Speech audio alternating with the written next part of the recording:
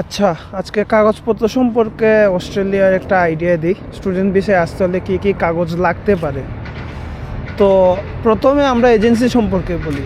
যেমনটা গত দিন বলেছিলাম যে এজেন্সি আসলে দুই ধরনের আছে, একটা হচ্ছে পেইড এজেন্সি আর একটা হইতেছে আনপেইড এজেন্সি। তো প্রথমে আমরা বলি আনপেইড এজেন্সি সম্পর্কে। আনপেইড এজেন্সি বাংলাদেশে মূলত স্টাডিনেট, পিএভিসি গ্লোবাল, তারপর আইডিপি, তারপর এবিইসি, এরকম 4-5টা আনপেইড এজেন্সি আছে।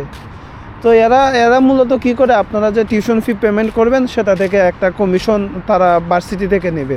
সো সেজন্য তারা স্টুডেন্টের কাছ থেকে কোনো ধরনের পেমেন্ট নেয় না। তো আনপেইড এজেন্সি চয়েসের ক্ষেত্রে আমি যা বলবো তা হইতেছে এজেন্ট চয়েস করা।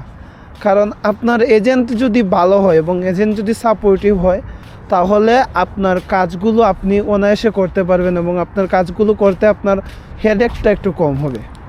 যেমন আমার ক্ষেত্রে আমার এজেন্ট এত সাপোর্টিভ ছিল না। তো উনি কাজ করছেন সব ঠিক আছে, কিন্তু আমাকে অনেক ইনফরমেশন দিচ্ছেন না, যা আমি আমার ফ্রেন্ডদের কাছ থেকে নিছি। তো এই ধরনের হেডেকে পড়তে হবে আপনি। জন্য আপনাদের সবচেয়ে ভালো হয় যদি এজেন্ট সম্পর্কে আগে খোঁজ খবর নেওয়া। তাই আপনি বিভিন্ন অস্ট্রেলিয়ান গ্রুপে পোস্ট দিলেই জানতে পারবেন। তো আপনি যদি এজেন্টের চয়েস করতে পারেন তাহলে আপনি আনপেইডে যেতে পারেন। আর পেইড এজেন্সির ক্ষেত্রে আমি বলবো যে পেইড এজেন্সি মূলত স্পাউস শো আসলে 1 থেকে 1.5 লাখ টাকা এবং সিঙ্গেল আসলে 50,000 টাকা চার্জ করে আপনার কাছ থেকে। তো পেইড এজেন্সিগুলা আপনাকে মূলত আপনার কোনো হেডেক নেই, তারা আপনাকে নিয়ে হেডেক, এরকম আর কি। তো তারা সব ধরনের সাপোর্ট করবে, যেহেতু টাকা চার্জ করতেছে তারা সব ধরনের সাপোর্ট করে। বাংলাদেশের প্রায় সব জায়গায় এই পেইড এজেন্সিগুলো এরকমই সার্ভিস দেয়। এখন আসি কাগজপত্র নিয়ে। কাগজপত্র প্রথমেই তো আপনার এই যে সব সার্টিফিকেট লাগবে, এডুকেশনাল সার্টিফিকেট। আপনার স্ত্রীর ক্ষেত্রেও সার্টিফিকেট লাগতেও পারে, নাও লাগতে পারে। তারপর হইতেছে ইউনিভার্সিটি, আপনার যে প্রাক্তন ইউনিভার্সিটি, ওটার যে কোনো স্যারের যে রিকমেন্ডেশন লেটার। এটা অনেক এজেন্সি চায়, অনেক এজেন্সি চায় না। যেমন আমার এজেন্সি আমাকে চায়নি, অনেক এজেন্সি চায়। তারপর হইতেছে মূল কাজ, যেটা উকিলের কাগজপত্র। তো উকিলের কাগজপত্রের ক্ষেত্রে প্রথমেই আমি যা বলবো তা হইতেছে ট্যাক্স আপনার কমপক্ষে লাস্ট 3 ইয়ার্সের ট্যাক্স। তারপর আপনার যে স্পন্সর থাকবেন, স্পন্সর হতে পারে বাবা মা বা ফাদার ইন ল, তো তাদের একটা বিজনেস নাম্বার লাগবে। ওই বিজনেস নাম্বার দিয়ে আপনার একটা ট্যাক্স বানাতে হবে।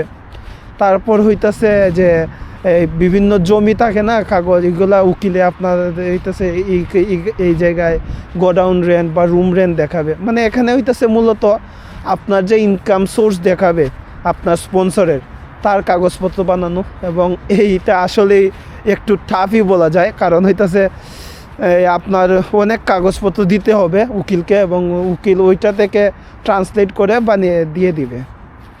তো এইগুলো অবশ্য আপনার হেডেক না, উকিলই বলবে।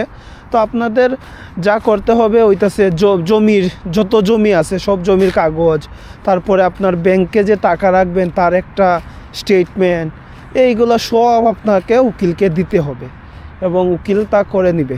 তো উকিল হইতেছে এই যে বললাম যে এজেন্সি যেই থাকবে সেই এজেন্টের একজন উকিল পরিচিত থাকে এবং উনার মাধ্যমে মূলত করা হয়। তো আনপেইড এজেন্সির ক্ষেত্রে মূলত এরকম এজেন্টের সাথে একজন উকিলের একটা কন্ট্রাক্ট থাকে, আর পেইড এজেন্সির ক্ষেত্রে মূলত এজেন্সির সাথে একজন উকিলের কন্ট্রাক্ট থাকে, তারাই সেই কাজগুলো করে দেয়। তো আপনার কাগজপত্র বলতে আপনার যেটা সমস্যা হবে এটা হচ্ছে ট্যাক্স ক্লিয়ারেন্স নেওয়া। এইটাই একটু সমস্যা হয়। এইটা আপনার আসলে ট্যাক্স অফিস থেকে আনতে হয়। এছাড়া বাকি কাগজ জাস্ট আপনার জমির কাগজ যদি জমির দলিল না থাকে, খতিয়ান নাম্বার থাকলেও তা দিয়ে করে ফেলতে পারেন। তো এই জিনিসটা মূল কাজ কি, সেটা হইতেছে আপনার যে ইনকাম দেখাবে, হয়তো বা দেখাতে পারে আপনার 5 কোটি 6 কোটি টাকা ইনকাম হইতেছে। এই ইনকামটা আপনাকে মূলত তারা বলবে যে এটা হইতেছে এইরকম গোডাউন রেন্ট বা রুম রেন্ট থেকে এই স্টুডেন্টের স্পন্সরের আসে। তো স্পন্সরের ক্ষেত্রে আমি বলবো বাবা মাকে দেওয়াই সবচেয়ে বেটার। এবং বাবা মার সাথে সেকেন্ডারি স্পন্সর হিসেবে আপনি ফাদার ইনলো বা মাদার ইনলো বা ব্রাদার এইরকম রাখতে পারেন, কিন্তু প্রথম স্পন্সরটা নিজের বাবা মা থেকে যে কোনো একজনকে দিলেই সবচেয়ে ভালো হয়। তো এই হইতেছে ওভারঅল কথা কাগজপত্র নিয়ে। নেক্সট ভিডিওতে আপনাদের সাথে আবার দেখা হবে অন্য কোনো টপিক নিয়ে। সেই পর্যন্ত ভালো থাকেন।